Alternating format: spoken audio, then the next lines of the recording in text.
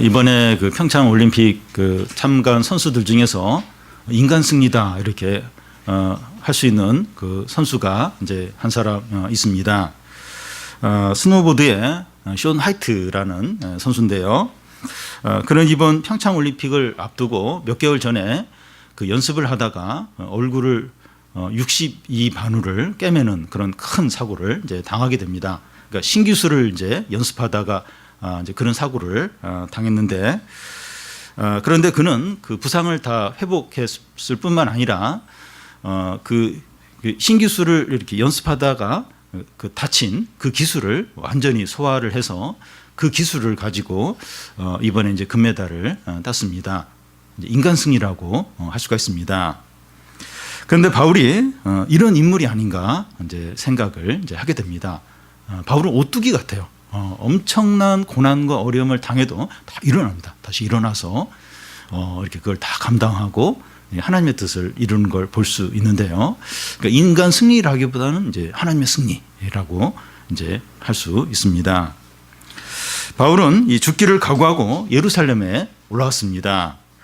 그가 예루살렘 성전에서 결례를 행하고 있을 때 아시아에서 온 유대인들이 막 충동질을 해서 이제 바울을 이제 때리고 또 죽이려고 이제 합니다. 그때 안토니아 요새에 있던 로마 수비대가 이제 바울을 구하기 위해서 이제 무슨 소란이 있으니까 바울에게 이제 달려오게 됩니다. 바울은 이제 로마 수비대에 결박이 되어 끌려가다가 이 참부장에게 내가 백성들에게 좀 말을 해도 되냐 이제 허락을 이제 받습니다. 바울은 과거에 어떤 자였고 부활하신 예수님을 어떻게 만나게 되었고 하나님께서 자기를 이방인에게 보낸 이런 이야기들을 이제 자기 그 백성들에게 합니다. 유대 백성들은 하나님께서 바울을 이방인에게 보냈다 이런 말을 듣자 막 난리를 치면서 막 들고 일어나면서 소리를 지면서 이제 바울에게 달려듭니다. 참부장은 이 군인들에게 명령해서 이 바울을 요새로 이제 데려가도록 명령합니다. 참부장은 이 바울이 무슨 죄를 지었나 이제 신문을 하려고 양손을 이제 묶고 이제 채찍질을 이제 하려고 하는데 바울이 노마십니다. 이걸 알게 되고 그래서 이제 그 결박을 풀어주고 이 바울이 어떤 죄가 있는가 대제사장과 또 서기관들 그 유대 백성들이 모인 공회에서 이제 신문을 받게 합니다. 바울은 이런 과정에서 그 유대 백성들에게 질려버리고 자기 자신도 크게 위축이 되고 낙심이 될 수 있었습니다. 그런데 바울은 유대 지도자들이 다 모인 공회에서도 아주 담대하고 또 전체를 주도하면서 해야 할 말들을 다 하는 것을 볼 수 있습니다. 사람이 어려운 상황에서 리더십을 가지려면 눈에 이제 의지할 만한 것이 있고 또 자기를 지지하는 사람들이 많이 있어야 그래 이제 그 리더십도 갖고 또 자기 할 말도 다 할 수 있습니다. 근데 바울은 의지할 만한 것이 아무것도 없어요.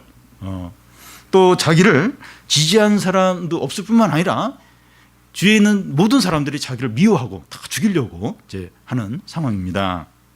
근데 바울은 이런 상황 가운데서도 자신감과 확신과 용기를 가지고 행동을 하고 있습니다. 바울의 이런 용기와 자신감이 어디서 온 겁니까? 하늘에서 왔습니다. 바울에 대한 하나님의 부르심 그리고 하나님의 말씀에서 이 바울의 이런 자신감과 용기가 온 것입니다. 다메섹 도상에서 하나님이 바울을 불렀고 계속 이제 하나님이 바울에게 말씀하는 거예요. 그 말씀을 이제 이렇게 의지해서 이런 엄청난 용기와 자신감과 확신이 이제 있었던 겁니다. 우리는 이 주위 상황이나 사람들에게 많이 매이고 영향을 받습니다. 주위 상황이 좋고 지지해 주는 사람이 많으면 안심해요. 또 자신감을 갖습니다. 근데 그렇지 않을 때는 위축이 돼요. 부정적인 생각에 빠지기가 쉽습니다. 근데 우리는 바울을 보면서 이 주위 상황이나 사람들이 결정적이지 않다 이런 생각을 이제 하게 됩니다. 모든 것이 안 좋다 할지라도 얼마든지 자신감과 용기를 가질 수 있다는 겁니다. 사람들은 나를 좋아하는 사람들이 얼마나 많은가 또 상황이 얼마나 내가 원한 대로 돌아가는가 이런 걸 통해서 이제 자신감을 갖고 막 이렇게 기쁨을 얻는데 그게 결정적이지 않다는 겁니다. 믿는 자들은 자기 혼자이거나 같이 하는 사람이 너무 적어도 낙심하지 않습니다. 진짜 이렇게 믿는 사람들은 그 주위 상황이나 이렇게 나를 이렇게 좋아하고 지지하는 사람 거기에 크게 영향을 안 받는다는 겁니다. 여호와의 구원은 사람의 많고 적음에 달려 있지 않기 때문입니다. 우리의 진정한 힘과 용기와 능력은 하나님으로부터 와요. 아무 보이는 게 없어도 하나님으로부터 이런 자신감, 용기, 기쁨들이 오게 됩니다. 상황이 어렵고 함께하는 사람이 없기 때문에 더 하나님께 매달리죠. 더 하나님 의지합니다. 그러니까 더 큰 능력과 승리가 이제 나타나게 되는 겁니다. 이제 바울의 삶의 원리가 그래요. 이렇게 자기와 이렇게 함께하는 사람이 없고 상황이 어렵을수록 더 이제 하나님의 부르심을 붙들고 또 하나님의 말씀을 더 의지하고 그러니까 막 더 놀라운 기적들, 어떤 역사들이 이제 나타났던 겁니다. 이제 바울은 그 유대 지도자들이 다 모인 공회에서 재판을 이제 받습니다. 그는 이 자리에서 복음을 전하게 됩니다. 그러니까 어디서든지 그냥 막 자기 재판 받으면서도 이제 기회만 되면 이제 복음을 전하는 겁니다. 1절을 보면 바울이 공회를 주목하여 이르되 여러분 형제들아 오늘까지 나는 범사의 양심을 따라 하나님을 섬겼노라 하거늘. 보통 법정에서 이제 재판을 받기 전에 진실만을 말하겠다 이런 선서를 하게 됩니다. 바울은 공회에서 신문을 받기 전에 모든 사람들 앞에서 진실만을 이야기할 그런 선서를 합니다. 나는 범사의 양심에 따라 하나님을 섬겼다 이렇게 딱 이제 선서를 해요. 그렇기 때문에 나는 지금 이 공회에서도 이 법정에서도 이렇게 양심대로 하나님 앞에서 양심대로 할 거다. 이제 이런 말을 이제 합니다. 여기서 양심은 그 디모데 후서에 나오는 청결한 양심을 말합니다. 바울은 예수님을 믿기 전 교회를 이제 박해할 때 모르고 그렇게 했지만 그때도 양심에 따라서 했습니다. 그러니까 그때도 물론 이제 이 하나님을 모르고 복음을 몰라서 그렇긴 했지만 그래도 자기 양심에 따라서 이게 옳다. 그래서 그 양심대로 그때도 그렇게 행했던 겁니다. 그는 예수님을 믿기 전이나 후나 양심에 따라서 행했습니다. 이게 바울의 참 이제 귀한 부분이에요. 뭐 잘못 이렇게 복음을 모를 때도 양심대로 또 복음을 안 후에도 양심대로 이제 사는 겁니다. 이 청결한 양심을 갖는 게 얼마나 중요한지 몰라요. 굉장히 중요합니다. 우리에게 가장 시급한 일은 양심이 깨끗해지는 거예요. 양심이 회복이 되는 겁니다. 양심은 이제 그릇과 같다고 할 수 있는데요. 이 그릇이 깨끗해야 아주 귀한 그리고 좋은 요리를 그 그릇에 담을 수 있는 것과 같습니다. 그러니까 뭐 비싼 그릇도 있고 또 좀 싼 그릇도 있어도 뭐 비싼 그릇인데 거기에 막 이렇게 막 오물이 묻어 있고 막 이러면 거기에 그릇을 담을 수가 없습니다. 그릇이 깨끗해야 이제 좋은 귀한 요리를 담을 수 있는 것처럼 우리의 양심이 깨끗해지는 게 얼마나 필요한지 중요한지 모릅니다. 여러분 우리의 양심이 깨끗할 때 하나님께 진정한 예배를 드릴 수 있습니다. 이 진정한 예배를 드릴 수 있고 그런 양심에 그런 마음에 이게 말씀이 이제 들어오면 30배, 60배, 100배의 열매를 맺게 되고 그 양심이 깨끗할 때 어떤 자신감, 용기, 엄청난 용기들이 이제 그 마음에 이제 생기게 됩니다. 양심이 이렇게 귀하기 때문에 그만큼 이제 잘못되기가 쉬운 겁니다. 양심이 이렇게 중요하니까 사단이 그 양심을 가만히 놔두질 않아요. 자꾸 욕심으로 또 시기심으로 분노로 미움으로 두려움으로 염려로 휩싸이게 만듭니다. 여러 가지 유혹으로 양심이 왜곡되도록 병들도록 양심이 죽도록 이제 만듭니다. 그 양심이 이제 죽어버리면 이걸 할 수가 없어요. 머리는 똑똑하고 재능이 많아도 양심이 죽어버리면 선한 일을 할 수가 없습니다. 특히 이 하나님의 뜻에 대해서 이게 그 무감각해지고 이게 선한 일을 이제 할 수가 없게 됩니다. 그래서 우리가 제일 우선적으로 제일 중요하게 하는 것이 이 양심이 병들지 않도록 양심이 죽지 않도록, 양심이 썩지 않도록. 그래서 아예 뭐 돈을 손해 보는 게 낫고 사람들에게 욕을 먹는 게 낫지, 이 양심 병들지 않도록, 양심이 썩지 않도록 양심을 이제 지키면 참 이 가운데서 이제 아주 선한 일들, 하나님의 뜻들, 어떤 큰 용기들, 큰 자신감들, 30배, 60배, 100배 열매를 맺는, 그게 이제 양심 안에서 다 일어나는 거예요. 근데 양심이 병들어 버리면, 양심이 이렇게 죽어버리면 그런 일은 일어나지 않는 겁니다. 선한 일이 일어나지 않게 되는 겁니다. 그래서 우리 양심을 좀 돌아보면서 양심이 이렇게 너무 이렇게 무감각해져 있지 않나, 양심이 혹시 이렇게 병들어 있지 않나, 양심이 죽어 있지 않나 돌아보고 이 양심이 좀 잘 회복이 돼 살아나도록 해야 됩니다. 바울이 나는 범사의 양심에 따라 하나님을 섬겼다 그렇게 하자 대제사장이 어떻게 합니까? 2절을 보면 대제사장 아나니아가 바울 곁에 서 있는 사람들에게 그 입을 치라 명하니, 더 이상 함부로 혀를 놀리지 못하도록 입을 치라는 겁니다. 만약에 그 연쇄 살인범이 법정에서 나는 양심에 꺼리낌이 하나도 없다 이렇게 말을 하면 방청석에서 저는 그 입을 치라고, 주둥아를 치라고 그렇게 말할 겁니다. 대제사장은 바울을 이런 극악한 범죄자로 여기는 겁니다. 내가 하나님 앞에서 양심에 거슬리는 게 없다 이러니까 저놈 입을 치라고, 이제 저 악한 놈이 저런 말을 짓거린다고 이제 그런 겁니다. 그러자 바울이 대제사장에 대해서 뭐라고 말합니까?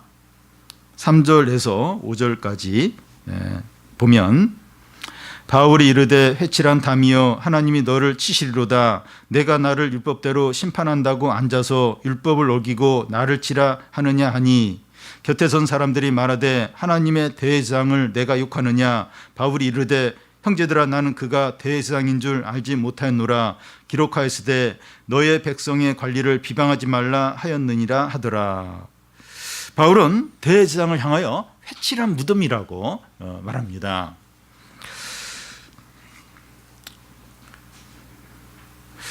예수님께서 이 바리새인들과 서기관들을 향해서 같은 말을 했어요. 이 회칠한 무덤들아, 이제 이렇게 하신 것과 같습니다. 무덤인데 이 무덤의 겉을 하얀 페인트 칠로 이렇게 하니까 너무 깨끗한, 너무 이렇게 아름답게 이제 보이는 겁니다. 그런데 그 무덤 안에는 죽은 사람의 뼈가 가득해요. 겉은 하얘서 참 깨끗하다, 참 무슨 좋은 예술품처럼, 예술 작품처럼 보일지 몰라도 그 안에는 그 죽은 사람의 뼈가 이제 가득한 겁니다. 몇 년 전에 제가 어느 지방에 이제 버스 타고 간 적이 있는데 그 지방에 들어가는 양쪽 옆에 너무 참 이렇게 예쁘게 집을 잘 져놓은 펜션 같은 그런 집들이 이 도로 옆에 쫙 있는 거예요. 거기 이제 이름들이 있는데 이브의 집, 에덴 동산, 파라다이스. 근데 이렇게 멋있는 집들이 그렇게 많을까, 이렇게 도시 입구에. 가만히 생각해 보니까 모텔들이 길 옆에 쫙 이제 있었던 겁니다. 바울은 대제사장이 그런 존재라는 겁니다. 그 당시 역사가인 그 요세푸스의 기록에 의하면 이 대제사장 아나니아는 엄청나게 많은 재산을 부정으로 모았고 폭력과 암살을 일삼는 그런 악한 자였다는 겁니다. 그러니까 하나님의 대제사장이 그렇게 막 부정축제를 하는 거예요. 그리고 정치적인 어떤 그 이렇게 숙적들이 있으면 막 이렇게 암살을 하는 거예요. 뭐 이렇게 사람을 이렇게 해가지고 그 사람들을 제거하고, 대제사장이 이제 그런 일을 한 겁니다. 어느 정도 악했는가 하면 그 가난한 그 제사장들이 이제 이렇게 수입이 되는 그 이제 백성들의 어떤 11조 그것까지 가로채 가지고 가난한 제사장들에게 어떤 이렇게 수입이 생기지 않도록 그것까지 가로챈 아주 악한 자였다는 겁니다. 바울은 대제사장에게 회칠한 무덤이다 이렇게 말한 후에 하나님이 너를 치실 것이라고 이렇게 했습니다. 그러자 이 곁에 선 자들이 바울에게 하나님의 이 대제사장에게 그런 말을 할 수 있냐 하면서 이제 어떻게 그런 말을 할 수 있냐 이제 합니다. 그래서 바울은 나는 그가 대제사장인지 알지 못하겠다 이렇게 하는 겁니다. 이 얘기는 이 바울이 안질 병이 있었는데 이 안질 아니면 뭐 이렇게 간질병 이야기하는데 그 안질을 이제 걸렸다 이제 그런 말들이 있어요. 그래서 이 바울이 이제 안질이 걸려서 잘 못 봐서 대제사장인지 아닌지 이제 구별을 못 해가지고 지금 대제사장에게 이런 말을 하는가 이제 그렇게 생각을 할 수 있는데 그게 아니라 대제사장답지 못하다 이제 하는 그런 의미로 이런 얘기를 하고 있는 겁니다. 공회에서 이 바울이 하는 말을 보면 그 예수님이 재판받을 때 모습과 다르다는 것을 알 수 있습니다. 예수님은 이 재판을 받을 때 침묵으로 주로 일관을 했고 대제사장에게 이런 식으로 막 이렇게 책망하거나 그렇게 하지 않았습니다. 그런데 바울의 이제 이런 행동을 이해를 하려면 바울이 왜 그 자리에 있는가, 그 공회 앞에 서 있는가 하는 것을 생각하면 이해가 이제 됩니다. 바울이 공회에서 재판을 받는 목적은 복음을 전하기 위해서입니다. 여러분, 이 복음은 이 병원에서 검사를 받고 병을 치료하는 것과 같습니다. 바울은 지금 대제사장과 유대교의 실상을 드러내고 있는 겁니다. 대제사장은 회칠한 무덤이라는 겁니다. 유대 사회는 이런 대제사장을 하나님의 대제사장으로 여기고 믿고 따르니까 영적으로 너무나 어두워진 것입니다. 이런 완전히 조폭 두목보다도 더 심한 이제 이런 사람을 이제 그 하나님의 대제사장이다 믿고 유대 사회가 다 따르는 거예요. 그 대제사장의 어떤 그 지도를 이제 받고 있는 겁니다. 가르침을 받고 있는 거예요. 그러니까 그 유대 사회가 영적으로 어두울 수밖에 없는 겁니다. 지금 바울은 이제 그들의 실상을 드러내면서 마지막으로 복음을 전하고 있습니다. 복음은 사람들의 실상을 드러내고 치료를 해줍니다. 살려줍니다. 그래서 사람이 복음을 들을 때 정직하고 겸손하고 회개를 하기만 하면 얼마든지 변화되고 새 사람이 될 수 있습니다. 그런데 유대 지도자들과 백성들은 회개하지 않았습니다.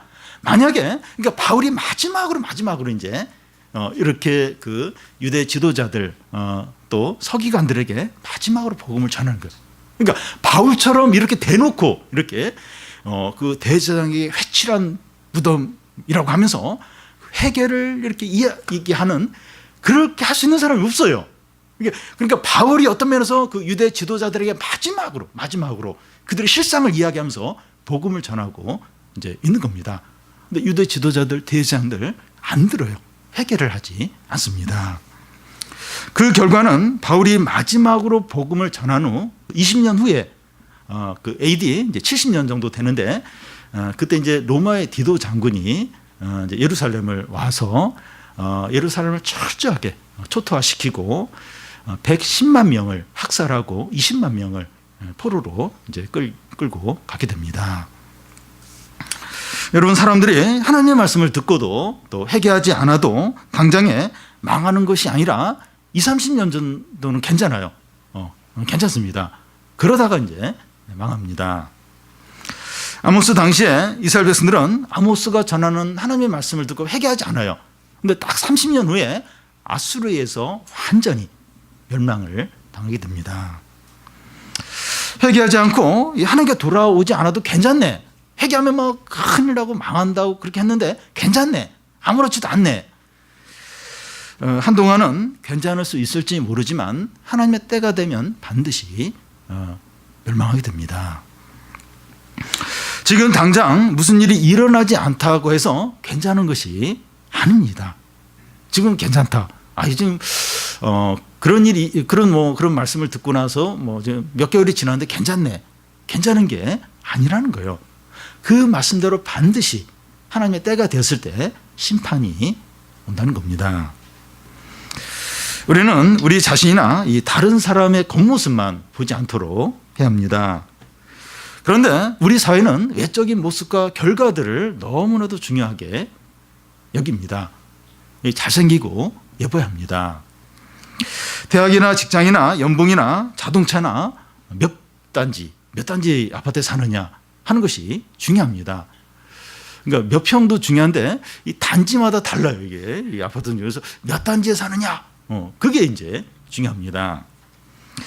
신앙생활도 이 겉으로 드러난 것만 중요하게 여깁니다.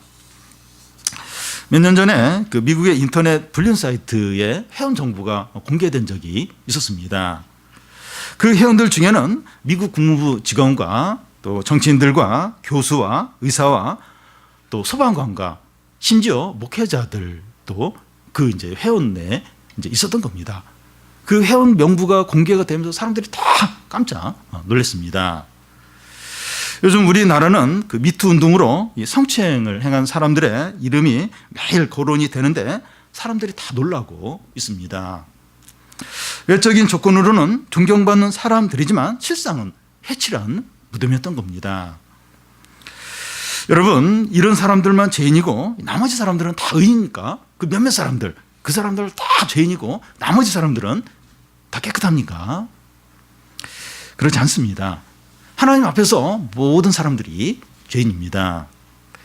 죄를 지었는데도 숨겨진 사람들보다는 미투 운동으로 그 죄가 드러난 사람이 어떤 면에서 더 소망이 있다고 할 수 있습니다. 누구든지 자신이 죄인임을 인정하고 예수님께 나오면 다 용서받고 구원을 받을 수 있습니다. 그런데 자신이 죄인임을 인정하지 않고 외적인 조건들로 계속 위장을 하면 회칠한 무덤으로 있다가 진짜 망하고 지옥에 가는 겁니다. 어떤 면에서 지금 창피를 당하는 게 나아요. 그리고 내가 얼마나 죄인인가 알고 그리고 그 죄에 대해서 좀 생각을 하고 이런 사람은 어떤 면에서 소망이 있어요. 그런데 외적인 것으로 다 덮여있는 거예요. 잘 안 드러나는 거예요. 그러면 그 사람은 계속 회칠한 무덤으로 있다가 결국은 이제 망하는 겁니다. 심판을 받게 되는 겁니다. 우리가 말씀 앞에서 이 정직한 것이 얼마나 필요한지 모릅니다. 우리에게 죄가 크고 죄가 얼마나 심각한가, 죄가 얼마나 많은가 하는 것은 그렇게 문제가 되지 않습니다. 하나님 앞에서 인정하고 고백하기만 하면 다 용서가 돼요. 대장이 또 그 바리새인들이 회칠한 무덤이라고 했는데 그들이 회개를 하면, 죄를 인정하면 얼마든지 용서를 받고 새 사람이 되고 구원을 받을 수 있었습니다. 그런데 죄를 숨기고 합리화하면 그 죄는 그대로 있어요. 죄가 계속 덮여지는 거예요. 계속 위장이 되는 거예요. 그리고 본인도 회개를 안 해요. 그러면 그 죄가 그대로 있으면서 결국 하나님의 심판을 받고 지옥에 가게 되는 겁니다. 사랑하는 여러분, 우리 자신이 회칠한 무덤 같다는 것을 고백하시기를 바랍니다. 이건 지나친 게 아닙니다. 우리 가운데 회개할 것이 아무것도 없는 의인은 한 사람도 없습니다. 우리의 불신앙과 욕심과 죄악과 거짓과 교만과 음란과 위선을 회개하시기를 바랍니다. 내가 좀 회칠한 무덤이구나. 참 이렇게 남들이 보면 다 괜찮다고 하는데 나는 전혀 그렇지 않다. 우리 죄가 이렇게 뭐 공개적으로 드러나든지 드러나지 않든지 그거와 상관없이 죄인이다. 죄인이다. 죄인이다. 그걸 인정을 하는 겁니다. 고백을 이제 하는 겁니다. 이렇게 하면 우리가 진정으로 새롭게 되고 하나님의 은혜와 기쁨과 축복을 풍성하게 누리게 됩니다. 그래서 우리가 뭐 이렇게 뭐 누가 이렇게 내 죄를 막 드러내고 그렇게 하지 않더라도 본인이 알잖아요. 하나님 앞에서 다 압니다. 솔직하게 진실하게 해결을 하는 겁니다. 그리고 계속 반복해서 그런 죄를 짓지 않도록 하는 겁니다. 우리의 그런 죄는 하나님 앞에서 문제가 안 돼요. 얼마든지 회개하고 용서하고 새롭게 하고 하나님 축복을 하고 구원을 주신다는 겁니다. 그래서 이렇게 몸이 아플 때 유명한 그 의사에게 찾아가서 내 병이 이렇고 몸 상태가 이렇다. 그러면 얼마든지 이제 치료를 받을 수 있는 것처럼 우리가 좀 정직하게 하나님께 좀 고백을 하고 인정을 하고 하나님께 나아가는 겁니다. 그러면 하나님 다 용서를 아주 깨끗하게 하시고 새롭게 하시고 그 무감각한 양심, 그 죽은 양심, 그 병든 양심 회복을 시켜주세요. 참된 기쁨과 행복이 있어요. 하나님의 은혜를 누리게 되는 겁니다. 그리고 막 하나님께 마음껏 나아가고 찬양하고 또 사람들과의 관계도 참 얼마든지 사랑하고 함께 누리고 그런 기쁨과 그런 축복들을 누리게 되는 겁니다. 중요한 게 인정을 하는 게 인정하는 겁니다. 인정하고 고백을 하고 주님 앞에 내놓고 그게 우리에게 좀 필요합니다. 바울은 이 자리에서 그 공예 신문 받는 자리에서 내가 왜 신문을 받는가 그 목적을 밝힙니다. 6절 끝에 보면 나는 바리새인이요 바리새인의 아들이라 죽은 자의 소망 곧 부활로 말미암아 내가 신문을 받노라. 바울이 지금 이곳에서 신문을 받는 목적은 이 죽은 자의 소망 곧 부활 때문이라고 말합니다. 바울이 그동안 수없이 맞고 또 감옥에 갇히고 죽을 고비를 몇 번씩 넘기고 환난을 당할 줄 알면서도 예루살렘에 온 이유는 부활하신 예수 그리스도를 증거하기 위해서입니다. 죽은 자의 부활이 역사적으로 예수 그리스도 통해서 성취가 되었습니다. 그것을 증거하기 위해서 죽은 자의 부활 이게 예수 그리스도를 통해서 성취됐다. 이걸 증거하기 위해서 예루살렘에 온 것입니다.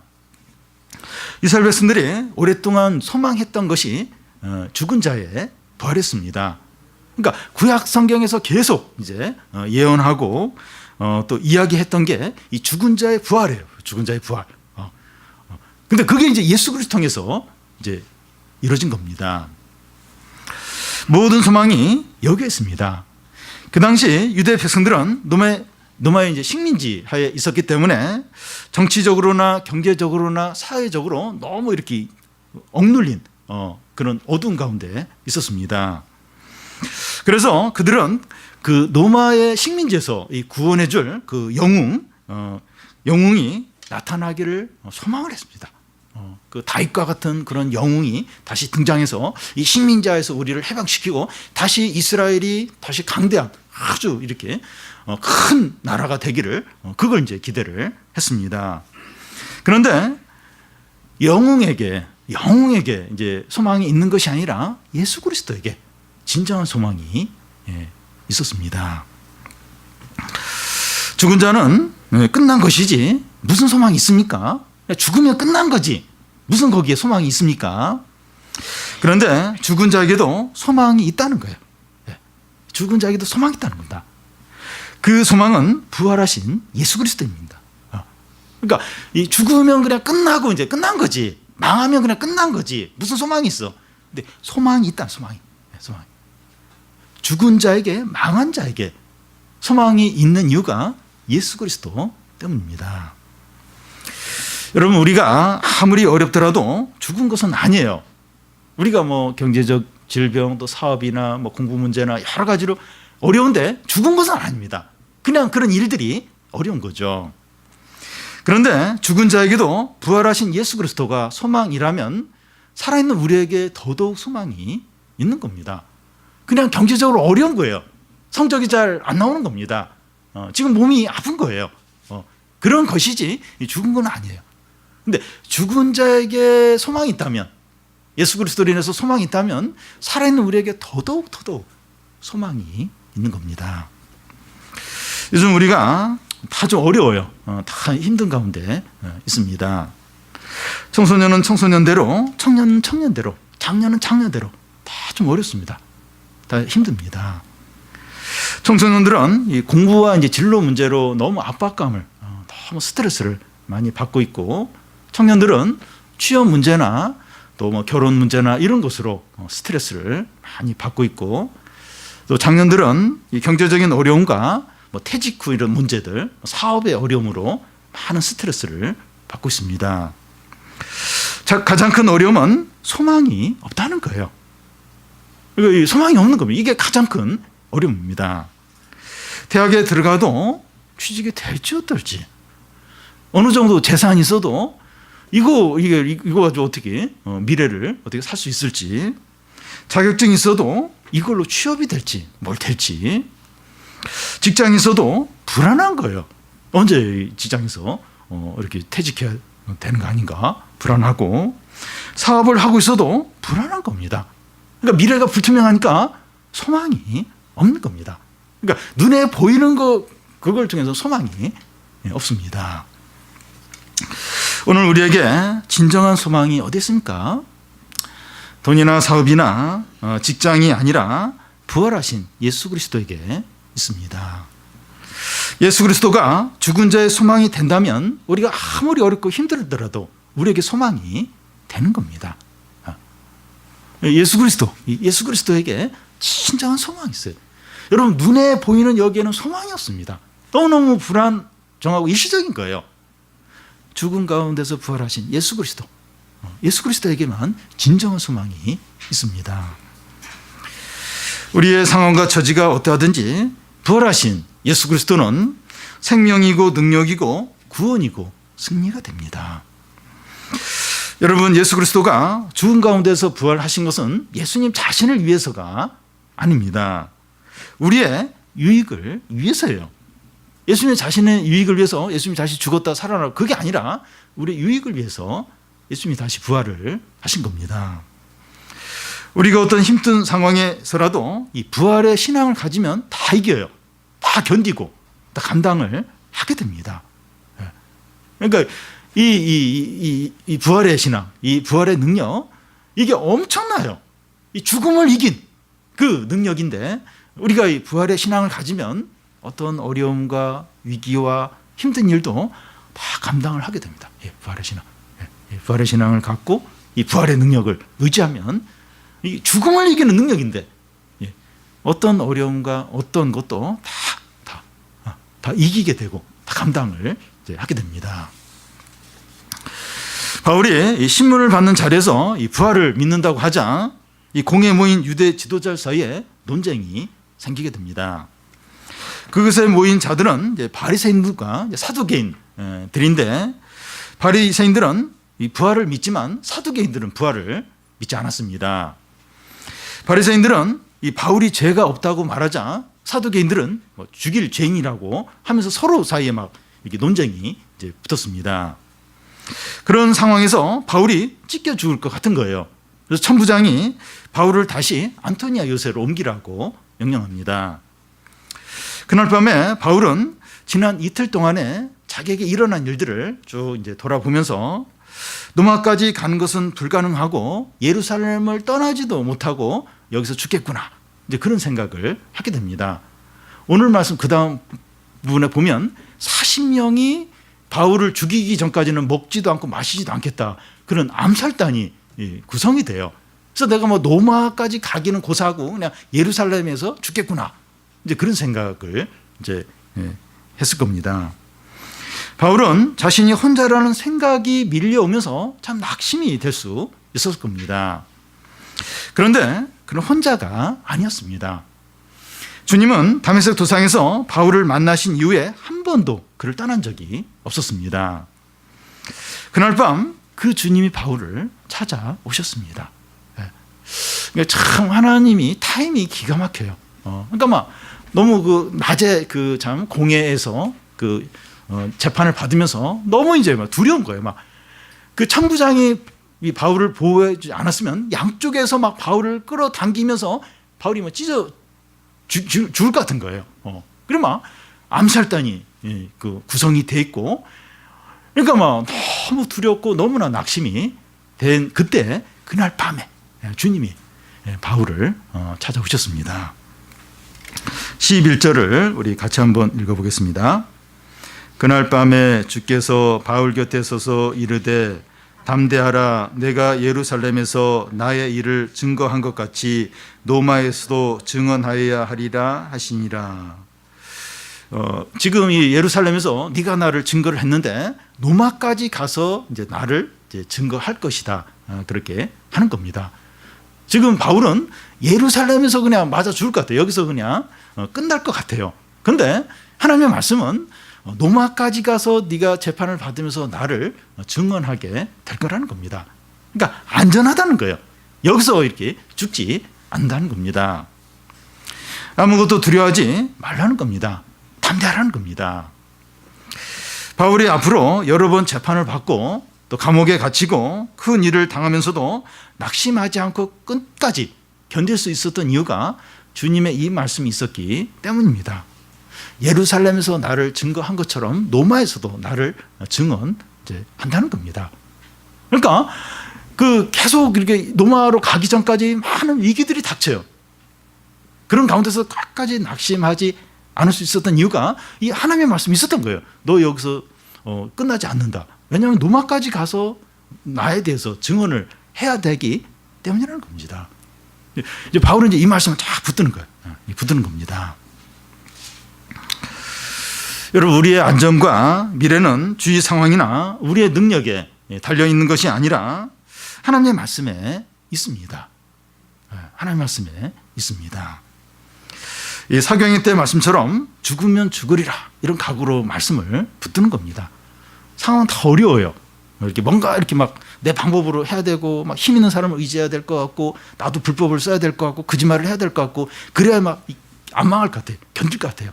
근데 하나님의 말씀을 붙드는 겁니다. 말씀을 다 붙드는 거예요. 그럼 망하겠다, 죽겠다 이런 각오로 다 말씀을 붙드는 겁니다. 그러면 그 말씀은 이루어져야 됩니다. 말씀은 1.1획도 땅에 떨어지지 않고 성취가 돼요. 근데 우리가 그 말씀을 다 의지하는 거예요. 붙드는 거예요. 그러면 그 말씀대로 되는 겁니다. 승리가 나타나고 응답이 되고 능력이 나타나고 영광이 나타나게 되는 겁니다. 하나님의 말씀을 붙든 자가 복됩니다. 돈이 많고 사업이 잘 되고 또 이렇게 잘 나가고 이런 사람이 복된 게 아니라 이 말씀을 붙드는 자가 복됩니다. 시편 말씀에 이 젊은 사자는 굶주리더라도 하나님의 말씀을 붙든 자는 굶주리지 않는다고 이렇게 말합니다. 그러니까 뭐 지금 막 이렇게 잘 나가고 이런 사람이 끝까지 잘 나가는 게 아니에요. 한순간에 몰락을 할 수가 있습니다. 그러니까 무슨 일이 일어날지 몰라요. 한순간에 모든 게 사라질 수 있습니다. 근데 하나님의 말씀을 붙드는 자는 몰락하지 않는다는 거예요. 왜냐하면 하나님의 말씀이 이렇게 끝까지 이루어지니까 하나님의 말씀은 변하지 않으니까 이 말씀을 붙든 자는 주위 있는 사람들이 다 넘어지고 망한다 할지라도 견고한 겁니다. 흔들림이 없는 겁니다. 여러분, 우리에게 이 말씀이 들리고 있으면 보이는 것이 없어도 주님이 우리와 함께 하시는 겁니다. 안전한 거예요. 뭐 이렇게 의지할 게 없어요. 의지할 게 없어요. 근데 하나님의 말씀이 들려요. 들리면 하나님이 우리와 함께 하시는 겁니다. 지금 바울 주위에는 다 바울을 죽이려고 그래. 다 바울을 해치려고 그래. 뭐 믿는 사람 아무도 없어요. 지금 가까이 있는 사람이 노마 그 천부장인데 천부장은 하나님을 아는 사람도 아니에요. 어떻게 보면 남남이죠. 근데 말씀이 들리는 거예요. 주님이 그날 밤에 와서 네가 예루살렘에서 나를 증언한 것처럼 노마에서 나를 증언하리라. 하나님이 말씀하신 거예요. 하나님의 말씀이 들리면 하나님이 함께 하시는 겁니다. 제일 안전해요. 제일 확실한 겁니다. 우리가 이 세상에서 어떻게 살아야 됩니까? 하나님의 말씀을 의지해서 담대하게 사는 겁니다. 자신감과 용기를 가지시기를 바랍니다. 자신감, 용기. 이 하나님 말씀대로 살면서 아주 자신감, 용기를 가지고 살아야 됩니다. 우리에게 부활의 신앙이 있어요. 부활에. 예수님이 이렇게 부활하셨는데 우리를 위해서 이제 부활하신 겁니다. 우리에게 부활의 신앙이 있어요. 이 부활의 신앙을 붙드는 겁니다. 그리고 우리의 죄와 허물을 정직하게 고백을 하는 겁니다. 정직하게. 그러면 우리 양심이 깨끗게 돼요. 양심이 회복이 됩니다. 그러면 이 하나님의 능력과 역사와 영광과 응답과 놀라운 일들이 일어나게 됩니다. 그래서 우리가 좀 하나님 앞에서 좀 우리의 좀 죄와 허물들 다 좀 고백하고 용서받고 깨끗게 되고 우리 양심이 다 회복이 되고 그래서 하나님의 은혜들, 능력들, 영광들, 하나님의 응답들, 하나님의 놀라운 일들 다 경험하고 누리는 우리 성도들이 되시기를 바랍니다.